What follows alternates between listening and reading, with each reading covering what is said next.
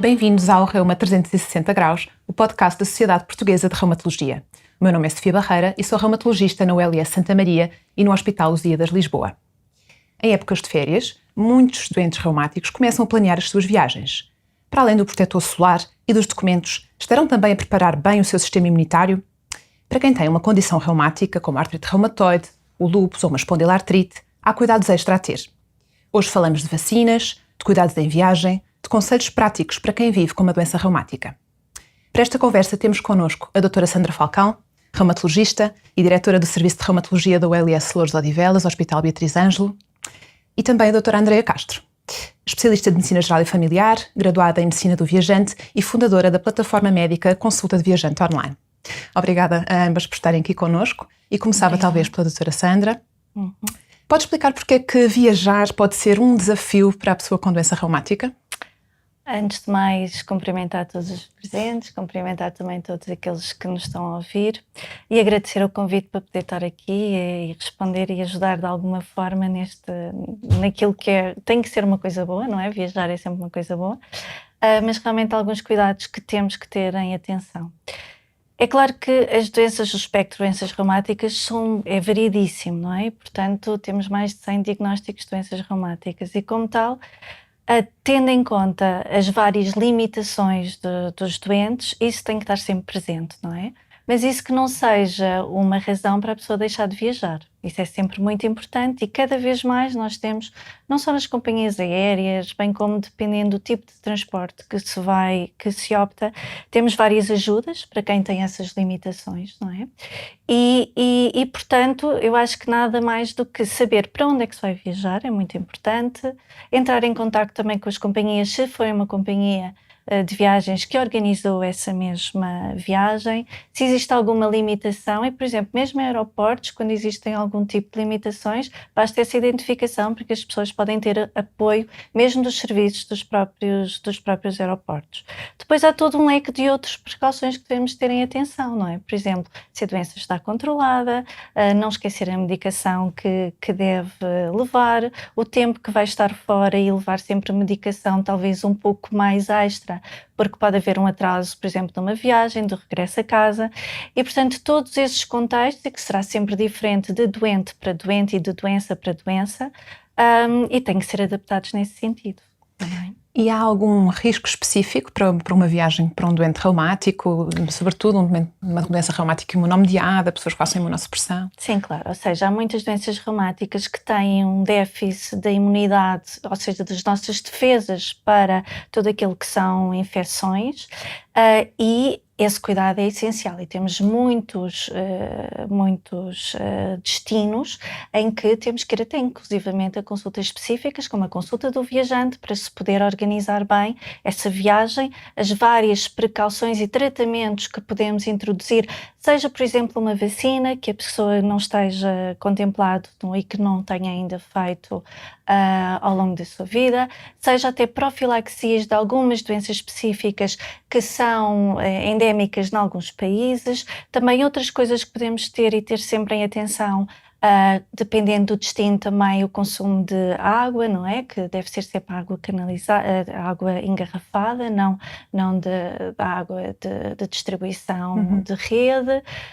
E, portanto, por exemplo, algumas pessoas também, quando vão a restaurantes, as saladas estão lavadas, não estão lavadas com águas também que tenham sido não preparadas pela própria pessoa, portanto, o gelo, que muitas vezes também o gelo também, e depois há uma série de outros cuidados que podem ser e temos que ter em atenção, não é?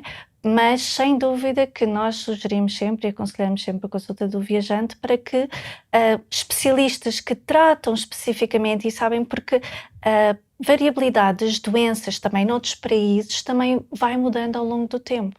E, portanto, há que se fazer adaptações mediante isso e, portanto, essa consulta é essencial para que tenhamos uma organização e que não haja precalços na nossa viagem.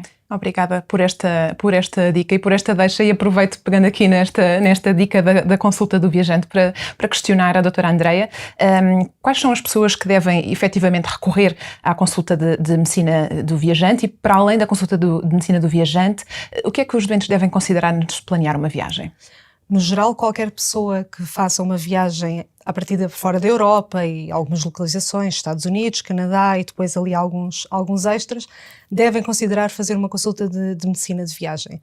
Portanto, por outro lado, temos Europa, América Central, Zona das Caraíbas, América do Sul, África, continente asiático.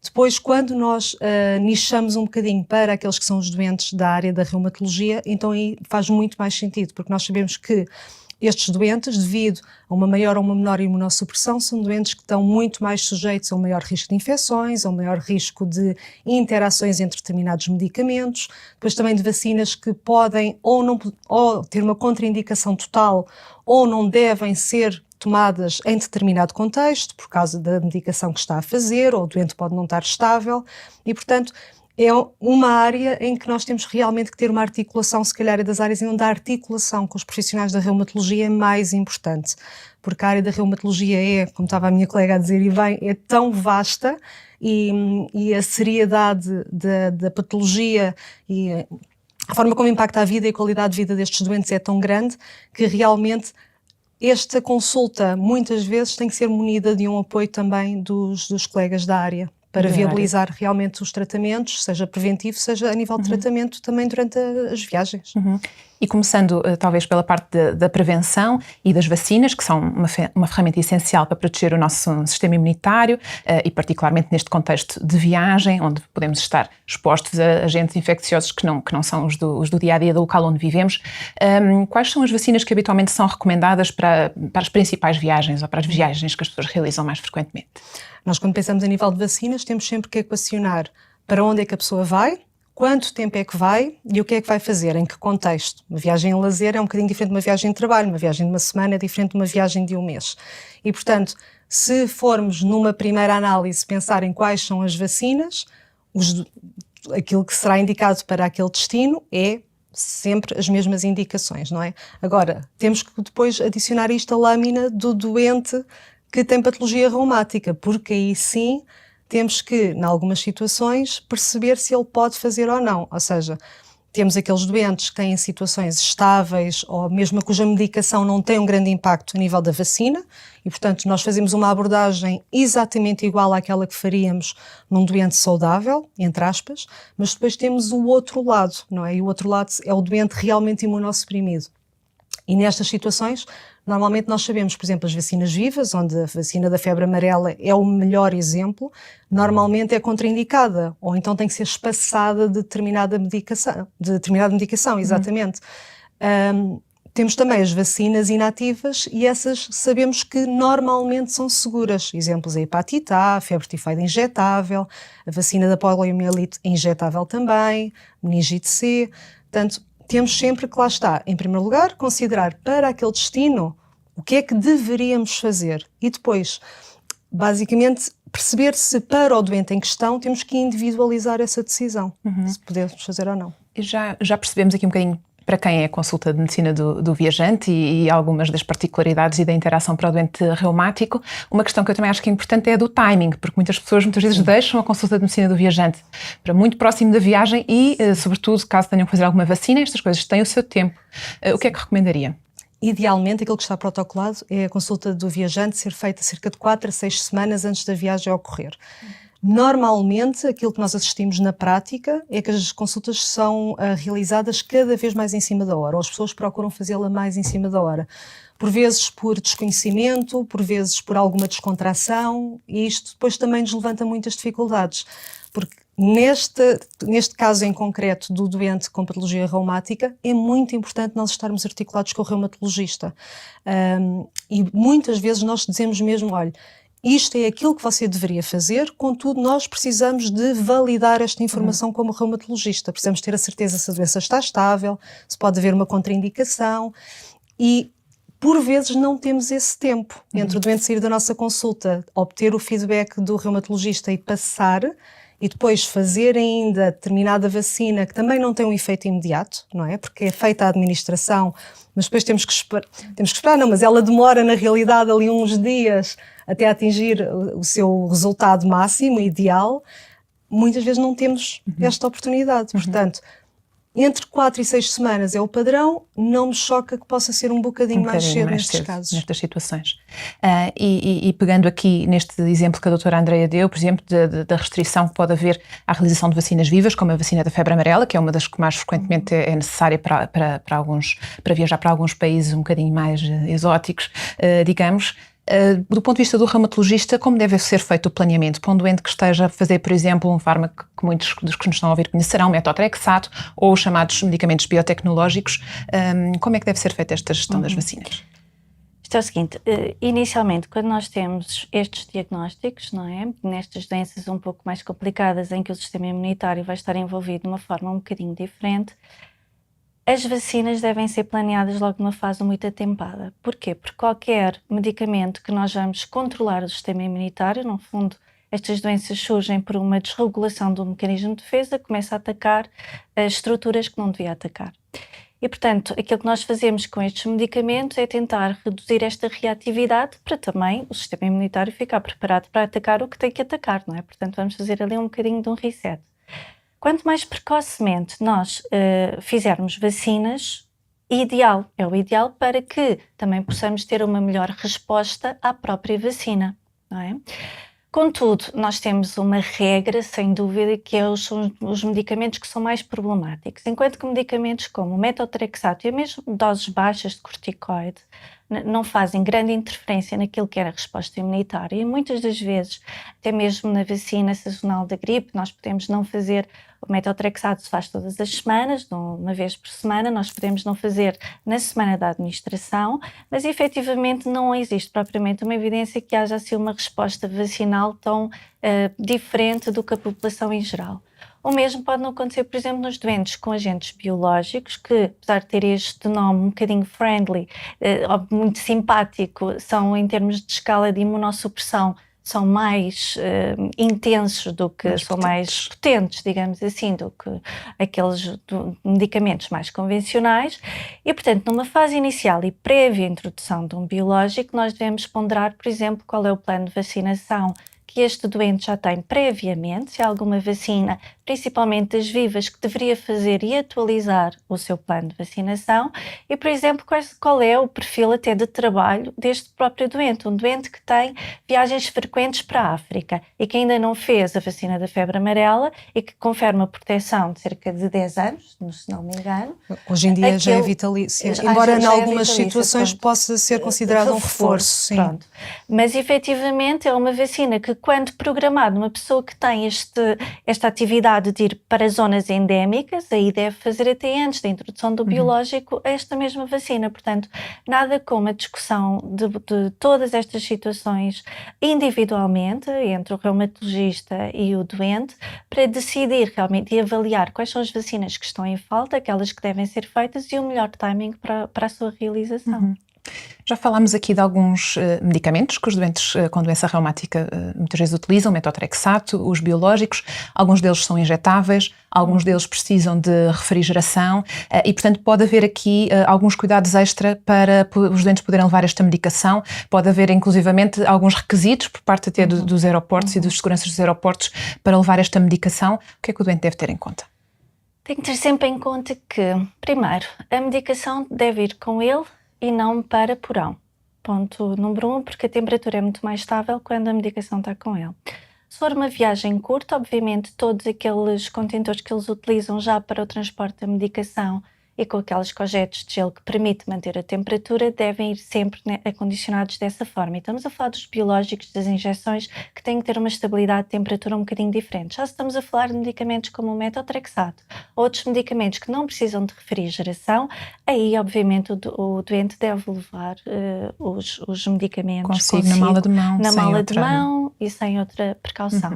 Se for uma viagem muito longa, se alguma coisa estiver a correr mal na viagem, com atraso, etc., até pode pedir aos comissários de bordo para guardar parcialmente a medicação. Existem algumas companhias que não aceitam isto, Portanto, aquilo que eu aconselho é, previamente, a pessoa entrar também em contacto com a companhia aérea, que não é para transportar a medicação, atenção, é para informar que tem aquela medicação e que, se for necessário a utilização da refrigeração do próprio avião, se será possível. Estou a falar dos aviões porque habitualmente são as viagens de maior e de longo curso.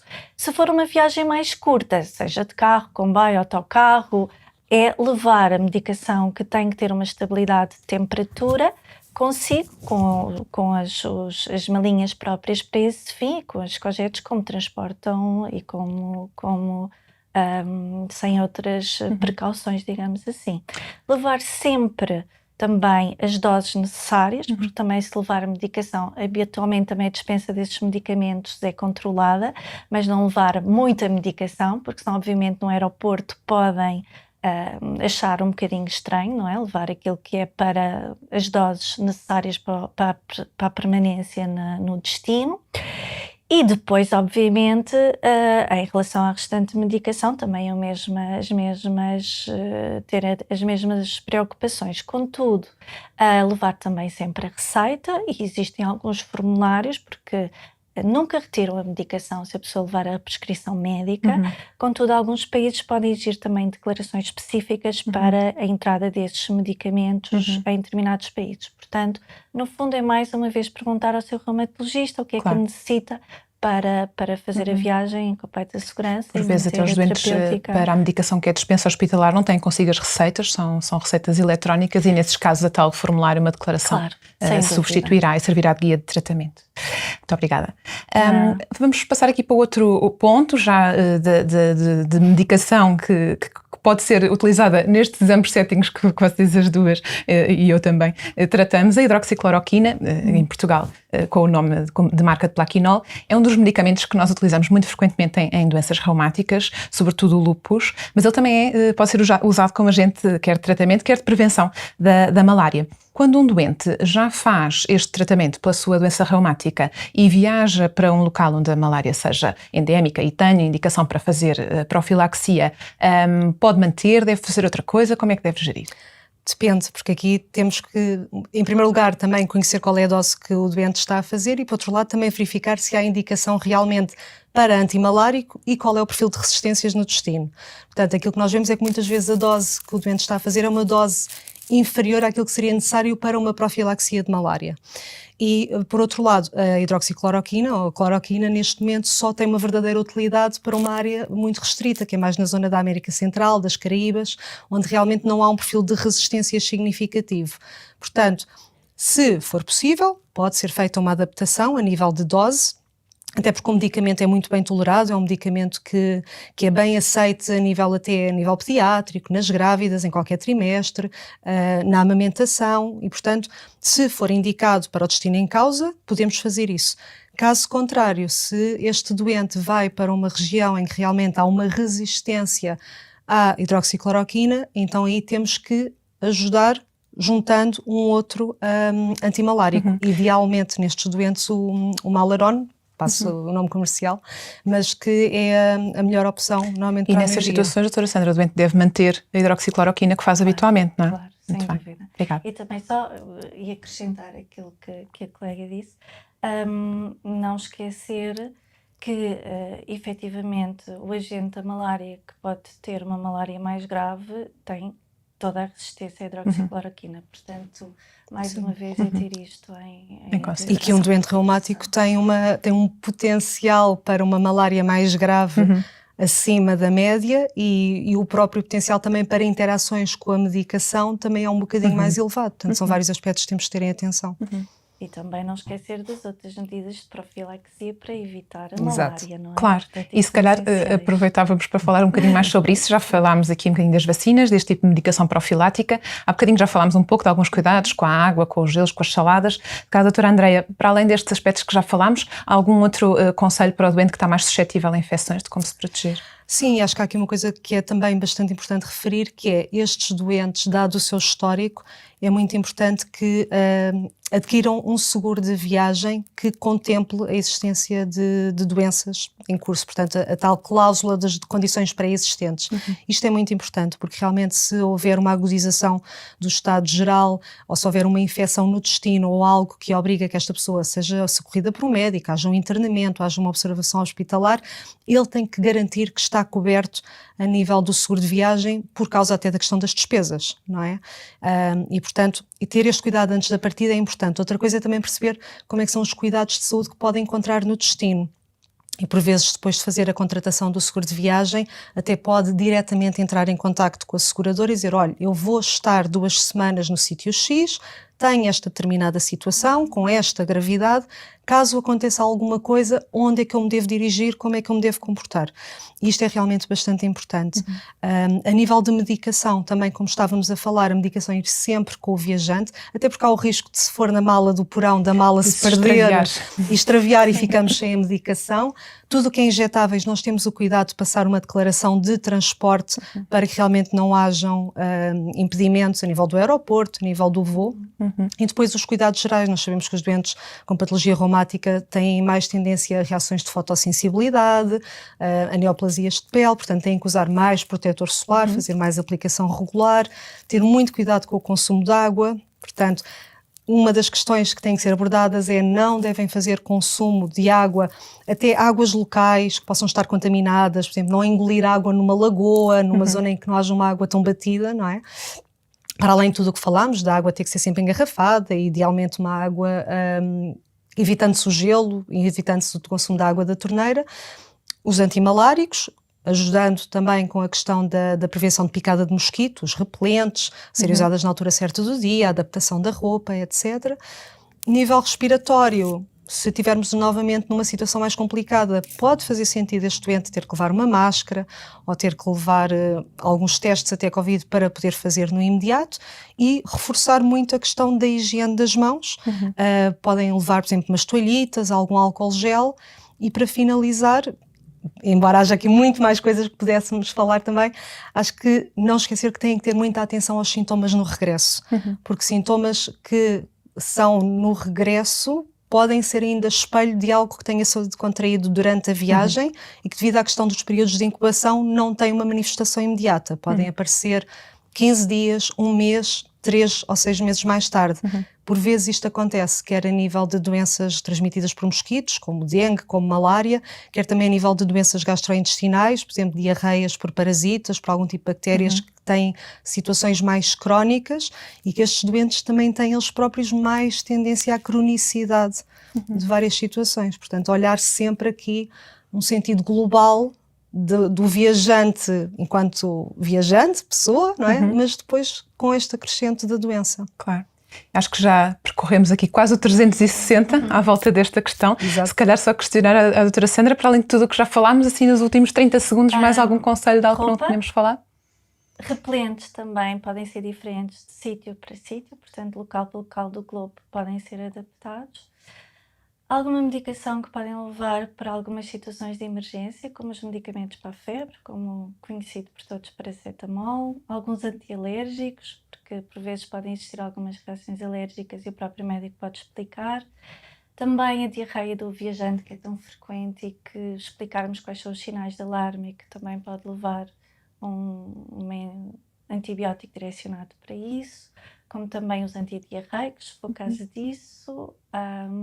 Portanto, vendo assim as situações emergentes em que, se a pessoa estiver um bocadinho mais isolada, não ter que ir a correr para o hospital e conseguir fazer a própria gestão da sua doença. E depois também já sabem como é que a doença evolui, e às vezes também eles próprios já sabem o que devem fazer se tiver uma agudização que seja transitória. E, portanto, tudo isso discutir com o seu reumatologista, que é para depois poder sentir também e aproveitar em pleno a sua viagem, discutir com o reumatologista e com o médico na consulta de medicina do viajante. Muito obrigada a ambas. E para si, hoje aprendemos que viajar com uma doença reumática é totalmente possível, desde que seja planeado com cuidado. Ter as vacinas em dia, ter os medicamentos bem organizados, ter um bom seguro de viagem e ouvir o seu corpo são a chave para uma aventura sem stresses. Muito obrigada por ouvir o Reuma 360 Graus. Até à próxima viagem.